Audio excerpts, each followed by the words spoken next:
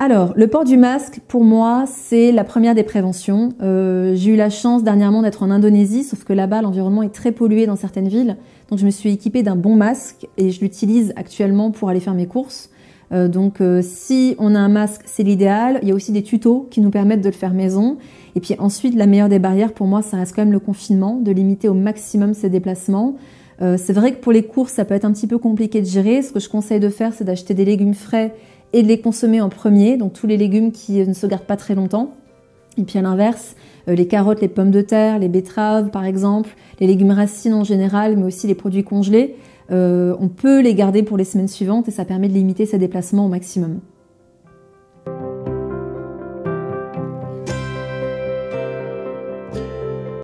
Alors, le système immunitaire est en fait constitué de cellules, de tissus, de muqueuses et d'organes qui vont nous permettre de nous défendre et de nous protéger contre ce qu'on appelle les éléments pathogènes. Donc, ça va être virus, bactéries, prolifération fongique par exemple. Et on a deux types d'immunité. Tout d'abord, une immunité innée. Elle va intervenir durant les premières heures et jours qui suivent une infection. Et cette immunité innée, elle a pour rôle de bloquer l'élément pathogène et sa prolifération grâce à la peau, grâce aux muqueuses, aux cils, aux fanères et au mucus également qu'on retrouve dans nos muqueuses. Et ce mucus, il est très riche en substances antimicrobiennes et il a besoin, pour être efficient, de vitamine D. C'est pourquoi s'exposer au soleil et se supplémenter l'hiver est extrêmement important parce que 80% des Français en général sont carencés l'hiver. Et quand cette immunité innée est en action, on va constater une inflammation. Donc la zone locale va être rouge, inflammée, gonflée. Il suffit de penser à notre nez l'hiver. Quand on a un bon rhume, c'est ce qui se passe, il y a un état inflammatoire localisé et on peut également avoir de la fièvre. Ensuite, on va avoir une immunité qui, elle, est dite acquise parce qu'elle devient de plus en plus forte au gré des expériences. En fait, en étant confronté une première fois à des éléments pathogènes, les lymphocytes qui sont logés dans nos ganglions lymphatiques, qu'on va avoir à ce niveau-là, sous les aisselles, on en a beaucoup dans le ventre et dans l'aine notamment, ces lymphocytes vont développer une mémoire qui leur permet de répondre de manière plus rapide la fois suivante ou la prochaine fois qu'ils sont face à ce même élément pathogène. Et puis enfin, j'ajouterai aussi que quand on parle d'immunité, ça nous parle de notion d'identité parce que l'immunité nous permet de faire la différence entre le soi et le non-soi.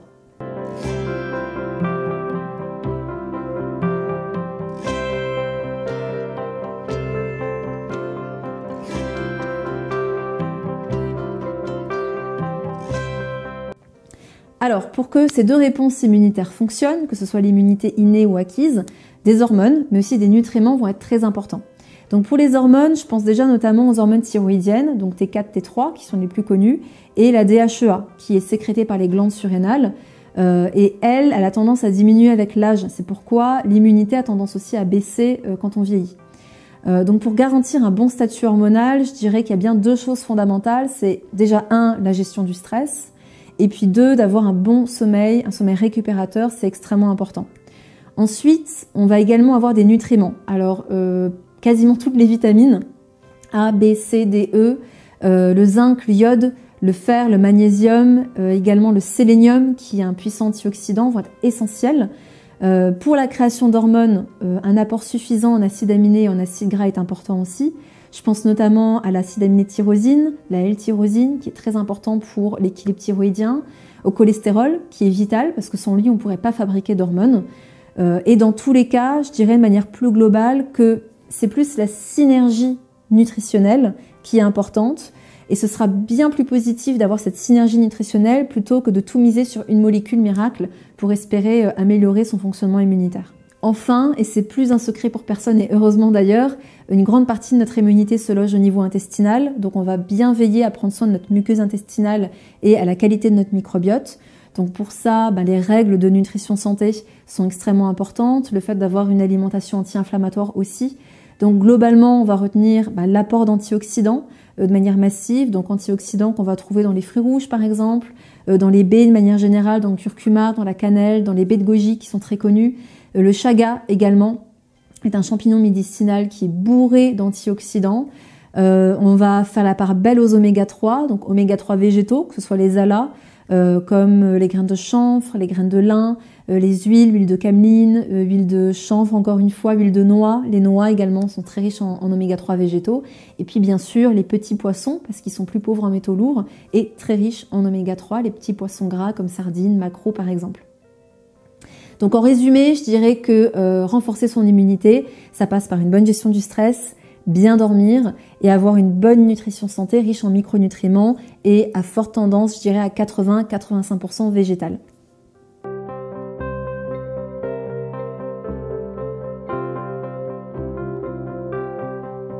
Tout d'abord, il faut limiter le sucre, le sel, les produits raffinés, en fait en général, y compris les céréales raffinées, parce que c'est des produits qui vont nous déminéraliser. C'est-à-dire que pour les assimiler, le corps va puiser dans ses propres minéraux et ça va entraîner notamment des fuites de calcium et magnésium qui sont très importants pour la santé générale, mais particulièrement pour l'immunité et pour la production d'énergie, qu'on appelle l'ATP au niveau cellulaire. Alors ensuite, il faut quand même avoir conscience aussi que nos défenses immunitaires sont jusqu'à 75% moins efficaces si le taux de sucre dans le sang est élevé. Donc, exit sucre blanc, sucre ajouté, mais aussi pain blanc, pain de mie, les produits sucrés, les pâtes blanches, les riz blancs qui ont un index glycémique ou insulinique très élevé. On va éviter les produits ultra transformés aussi, donc qui sont simples à reconnaître. En général, c'est des ingrédients, en tout cas, c'est des aliments sur lesquels il y a une étiquette avec plus de 7 ingrédients. Très souvent, c'est des ingrédients qui sont méconnaissables, du genre sirop de glucose, fructose, bref, tout ce qui est également, ce sont des additifs, des conservateurs ou des sucres qui ont été craqués et qui sont très néfastes en fait pour notre santé générale. Et donc, ces aliments-là, on va les remplacer par des céréales complètes ou des pseudo-céréales comme la quinoa. On va la privilégier d'origine France parce que ce sera plus écolo. Aujourd'hui, on produit aussi de la quinoa en France. On peut aussi penser au sarrasin, au petit épeautre, à l'avoine, à l'orge, au riz complet, mais en fait de manière générale aux céréales complètes. Et si on les consomme complètes, on va privilégier des céréales bio parce que les pesticides vont sur la coque de la céréale. Donc on va plutôt prendre des céréales non traitées ou de qualité bio. Ensuite, idéalement, ce serait bien de remplir 50% de son assiette de légumes. Je dis toujours qu'il faut mettre du verre dans son assiette. Et peu importe les légumes, on va les prendre crus ou cuits, mais cuits à basse température. Donc moi, j'aime beaucoup la cuisson ou à l'étouffée ou à la vapeur douce. Ça va permettre de préserver certaines enzymes et les vitamines les plus sensibles. Ensuite, on va avoir par exemple les algues sèches, le germe de blé également, qui sont d'excellents compléments qu'on peut consommer quotidiennement. Juste pour les algues, si vous les consommez fraîches, soyez vigilants si vous avez des troubles thyroïdiens ou si vous avez un traitement à base d'iode. Mais sinon, c'est un excellent complément. Ça contient tous les minéraux. C'est bourré de vitamine B. Idem pour le germe de blé. Et puis, les vitamines B sont extrêmement importantes au niveau cellulaire pour produire de l'énergie. Or, sans énergie, on n'a pas un système immunitaire vaillant. Donc, c'est pour ça que cette synergie nutritionnelle est importante. Alors, ce qui pourrait être pratique, c'est de donner quelques aliments clés pour faciliter la tâche aux personnes qui vont nous écouter. Je pense par exemple à l'œuf, tout simplement parce que son jaune apporte beaucoup de vitamine A, de choline, de sélénium, et le blanc est très riche en acides aminés, notamment cette fameuse tyrosine qui est importante pour, entre autres, la thyroïde. Pour faire le plein de vitamine C, qui est une vitamine essentielle pour l'immunité, je pense au poivron cru, au persil. Bien sûr, ça peut être certains compléments, mais aussi les baies de goji qui sont très riches en vitamine C. On va avoir les algues, comme je le disais précédemment, qui est comme un multivitamine en fait par excellence. Les algues, germes de blé, le pollen frais, c'est vraiment des multivitamines à l'état naturel. Les oléagineux, donc quand je dis oléagineux, c'est noix, amandes, noix du Brésil, qui vont permettre de faire le plein de vitamine A, de calcium, de magnésium, de sélénium, d'acides aminés également. Et puis enfin, on va avoir tous les produits lactofermentés, les jus lactofermentés, les légumes lactofermentés, à condition qu'ils soient non pasteurisés, parce qu'ils vont nous apporter des probiotiques naturels et nous aider à garder un bon équilibre au niveau de notre microbiote et donc de notre immunité.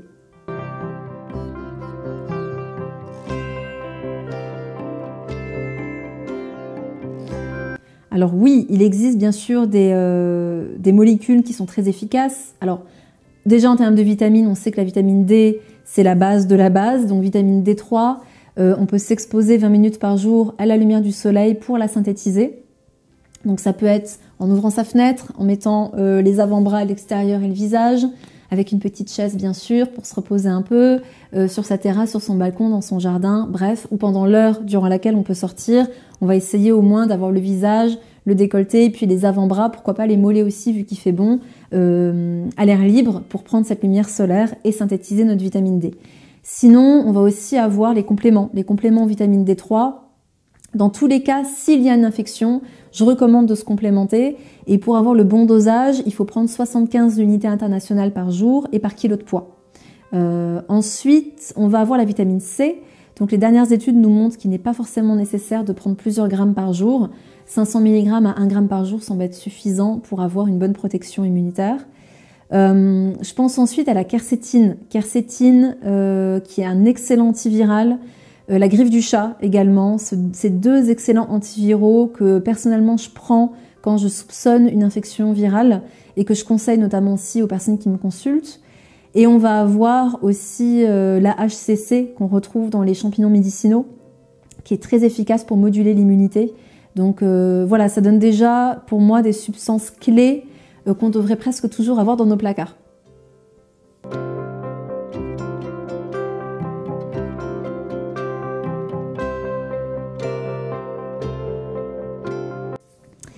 Alors, le confinement, pour moi, c'est le moment idéal de se recentrer sur l'essentiel. Je pense que c'est le moment de penser aussi à tout ce qu'on peut mettre en pratique pour améliorer sa vie et aussi, pourquoi pas, améliorer son impact écologique. Parce que c'est vrai que les faits actuels nous ont fait prendre conscience d'à quel point, en fait, la planète avait besoin de respirer un peu. Et il y a plein de choses qu'on peut mettre en place. J'ai d'ailleurs écrit un article dernièrement sur le sujet pour améliorer, en fait, notre empreinte écologique. Ensuite, concernant sa propre vie, on peut aussi en profiter pour faire le point sur ce que l'on aime et sur toutes les activités qui nous animent. Parce qu'en fait, je dis souvent que on ne se nourrit pas que de ce qu'il y a dans l'assiette.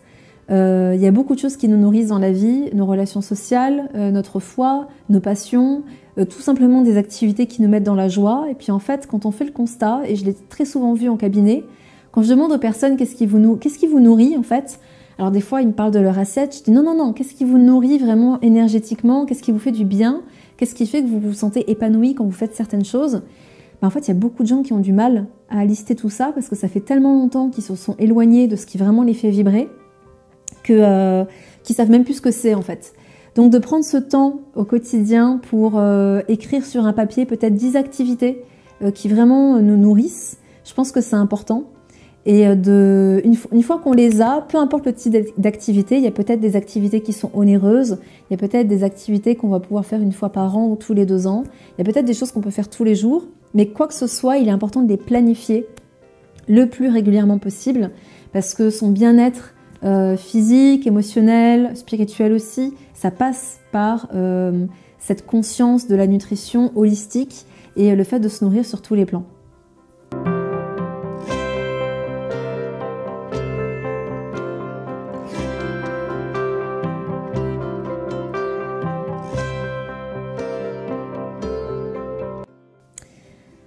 Alors tout d'abord, je pense à l'ashwagandha. L'ashwagandha, c'est vraiment la plante par excellence, la plante adaptogène qui nous permet vraiment de tenir ces rythmes effrénés qu'on a. Elle va permettre d'équilibrer les surrénales, de soutenir l'organisme face au stress.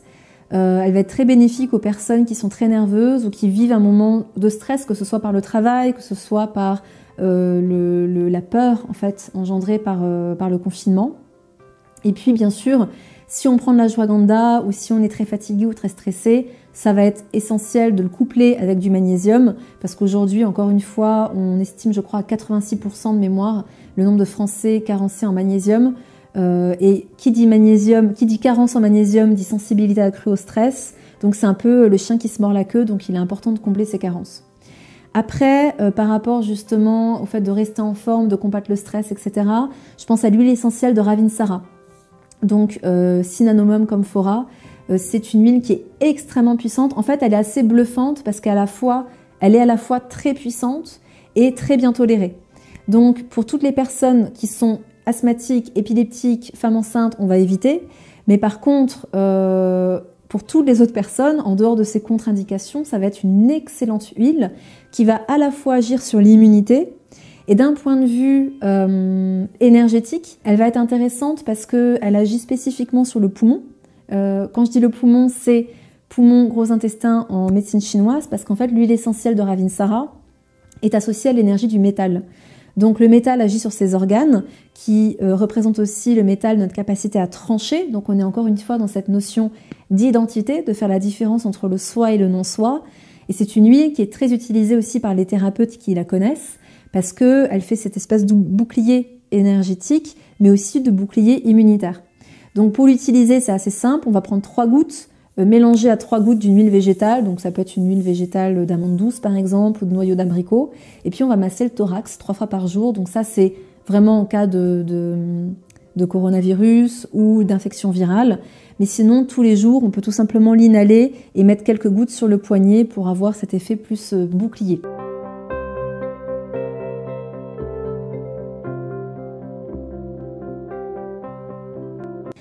Alors, les carences en magnésium, beaucoup en vitamine D. Alors, magnésium, vitamine D, c'est vraiment le podium. On va avoir aussi beaucoup de carences en zinc, en fer. Les carences en iode aussi sont assez courantes. Et pourtant, sans eux, il n'y a pas d'immunité. L'immunité est complètement HS. Cela dit, je dirais quand même attention, parce que beaucoup de personnes pensent être carencées en fer et prennent des compléments à l'aveuglette. Or, il n'y a rien de pire que de se complémenter en fer sans être sûr d'avoir une carence en fer. D'ailleurs, je suis toujours scandalisée par le fait qu'on mette systématiquement du fer dans tous les multivitamines. Et notamment pour les femmes enceintes, toutes les femmes enceintes ne sont pas forcément carencées en fer. Et j'invite toutes les personnes qui veulent prendre un complément d'abord de faire un dosage sanguin pour s'assurer qu'il y a une carence avérée, attestée par les analyses de sang, et là seulement on prend un complément. Parce que les compléments de fer pris à l'aveuglette et les excès de fer en fait sont pro-oxydants. Idem, le fait de prendre du fer mélangé à de la vitamine C de synthèse est pro-oxydant. Donc il ne faut pas faire n'importe quoi, il faut vraiment être bien conseillé. Et si jamais on se complémente en fer, on va privilégier de la vitamine C naturelle, donc jus de citron, persil par exemple, comme je disais précédemment, poivron également, cru, qui vont être très riches en vitamine C et qui vont améliorer l'absorption du fer.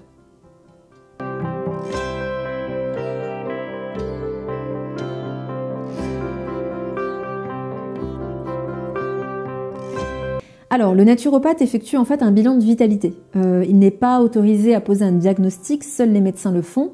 Et pour faire ce bilan de vitalité, le naturopathe va faire différentes observations et va faire un long questionnaire, va poser beaucoup de questions, surtout pendant la première consultation.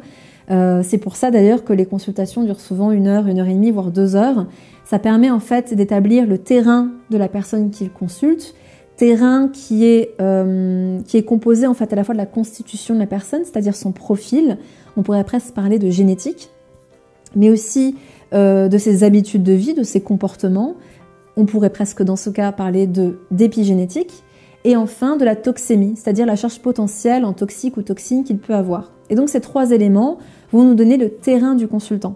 Et ce terrain, ses symptômes, ses antécédents médicaux, ses analyses de sang récentes, vont permettre aux naturopathes de mieux comprendre les causes potentielles de ces maux.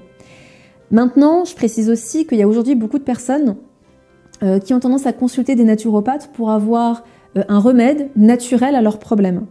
Or, ce qu'il faut savoir, c'est que quand on est à la recherche d'un remède naturel, on est beaucoup plus dans de l'allopathie verte, ou ce que j'appelle souvent de la bobologie, c'est-à-dire qu'on va soigner le bobo de manière naturelle.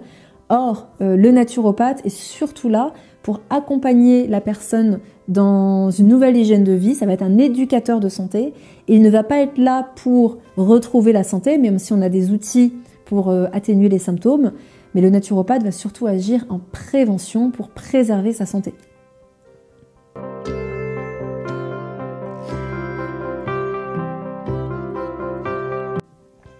Alors, vous ne serez pas surpris, je recommande très souvent de la vitamine D d'octobre à mars à tous les âges. Pour les personnes qui vivent dans nos latitudes, en tout cas, c'est important. Les personnes qui ont une peau mate ou noire, c'est d'autant plus important parce qu'ils ont du mal à synthétiser la vitamine D. Donc, s'ils vivent dans nos latitudes, c'est très important de les supplémenter. Je recommande très souvent du magnésium parce qu'encore une fois, on est très souvent carencé. Et vu que beaucoup de femmes me consultent, je conseille souvent magnésium associé à de l'huile d'onagre parce que j'ai beaucoup de personnes qui me consultent pour des syndromes prémenstruels. Donc, l'huile d'onagre qui va nous permettre d'avoir du GLA va agir sur les troubles prémenstruels et c'est plutôt efficace. Et puis, c'est vrai que ma petite chouchoute en termes de plantes adaptogènes, c'est la ashwagandha. Et encore une fois, aujourd'hui, beaucoup de gens sont très stressés, ont des rythmes de vie effrénés, ont des surrénales épuisées. Donc l'ashwagandha sera une bonne plante adaptogène dans ce cas-là et je la conseille souvent.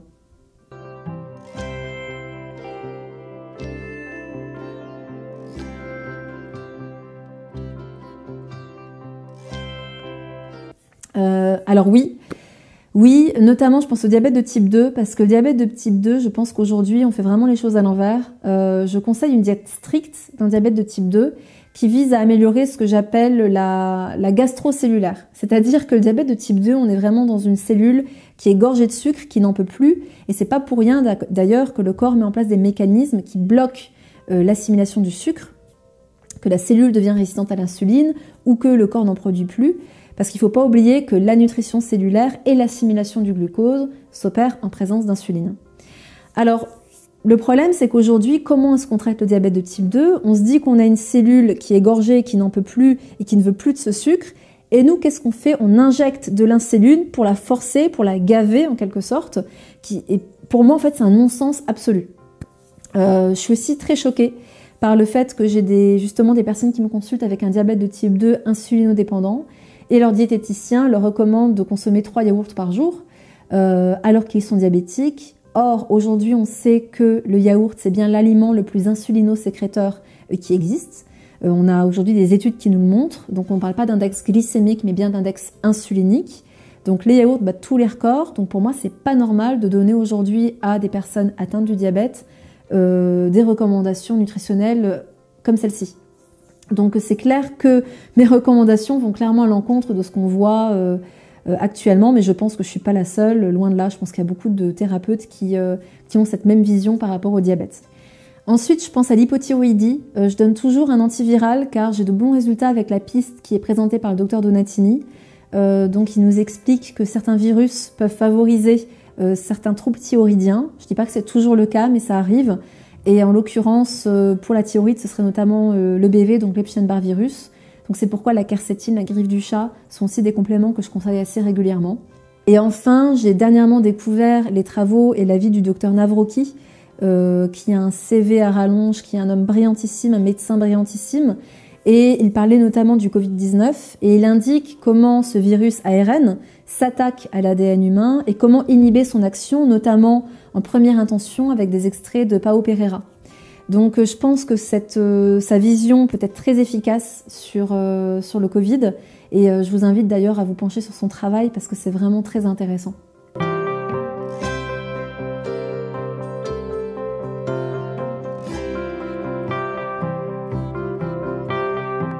Alors oui, s'il y a bien un conseil que je donnerais, c'est d'agir en prévention.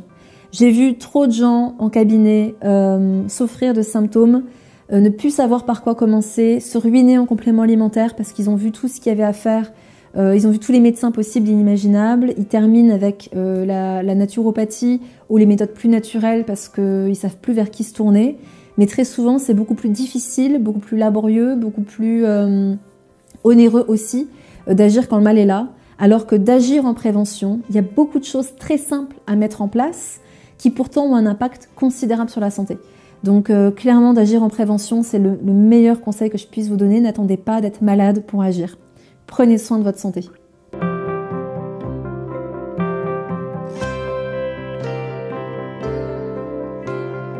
Alors actuellement, je fais que des suivis de mes anciens consultants parce que mon agenda est bien plein. Et j'ai aussi décidé d'axer mon travail justement sur la prévention santé, à travers tout d'abord IGI, mon académie de la santé préventive. Donc c'est une académie qui est 100% en ligne et j'y anime des formations ouvertes à tous, même s'il y a beaucoup de médecins généralistes, de pharmaciens, d'infirmières aussi qui suivent ma formation, mais à la base elles sont destinées aux débutants parce que mon but est vraiment de démocratiser l'accès à la nutrition et à la santé et de rendre tout ça plus simple. Les choses complexes, c'est pour les professionnels et notre but, je pense, c'est vraiment notre mission même, est de vulgariser tout ça, de simplifier tout ça. Pour ça d'ailleurs, j'ai aussi lancé un podcast qui est 100% gratuit, qui s'appelle Au mieux de ta forme, qui est disponible sur toutes les plateformes de podcast. Je rédige des articles sur mon site nutritionénergétique.com et puis je suis très présente sur les réseaux sociaux, notamment sur Instagram, où j'anime d'ailleurs un live tous les lundis à 19h pour répondre à toutes les questions de mes auditeurs. Donc si jamais, je vous donne rendez-vous sur mes réseaux et puis je vous remercie pour votre interview.